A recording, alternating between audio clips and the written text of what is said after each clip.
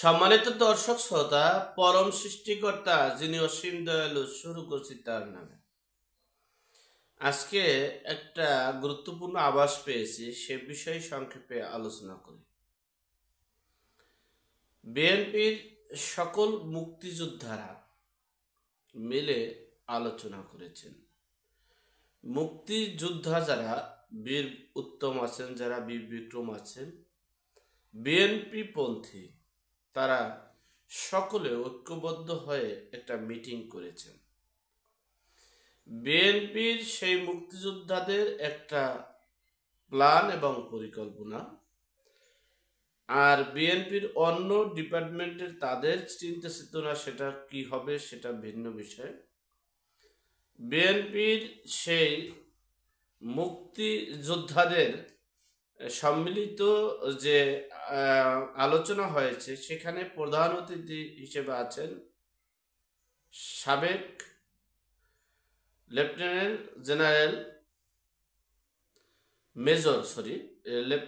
Major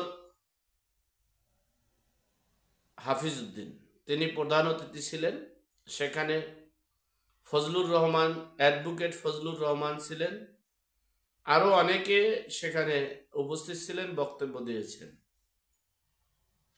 সেখানে আলোচনায় এসেছে অন্তর্বর্তীকালীন সরকার তারা একটা কিংস পার্টি করতে যাচ্ছে।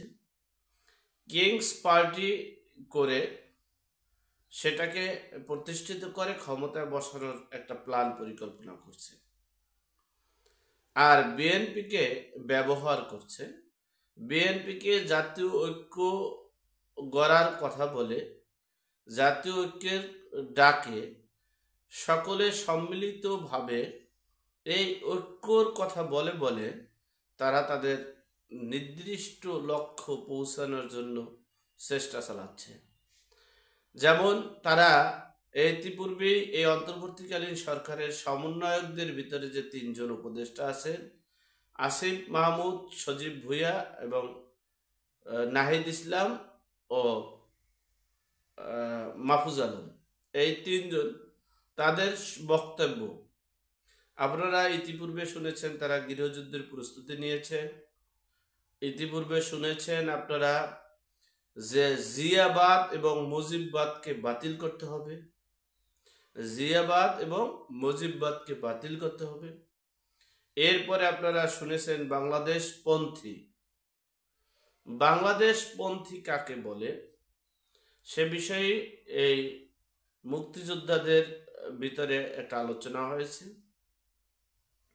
বাংলাদেশ যখন সৃষ্টি হয়েছিল, বাংলাদেশ যখন সৃষ্টির প্রাককালে, বাংলাদেশ জন্মের প্রাককালে এই দেশে আওয়ামী লীগের নেতৃত্বে বিভিন্ন রাজনৈতিক সংগঠনগুলো, এমনকি এই সকলে, আম জনতা সহ সকলে এই আওয়ামী লীগের নেতৃত্বে দেশকে জন্ম দেওয়ার লক্ষ্যে, দেশকে সৃষ্টি করার লক্ষ্যে আন্দোলন সংগ্রাম করেছিলেন।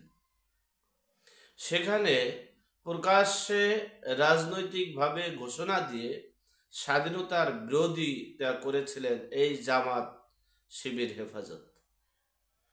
এখন সেই জামাত শিবির হেফাজত নাকি এখন বাংলাদেশপন্থী, তারাই নাকি বাংলাদেশের লোক।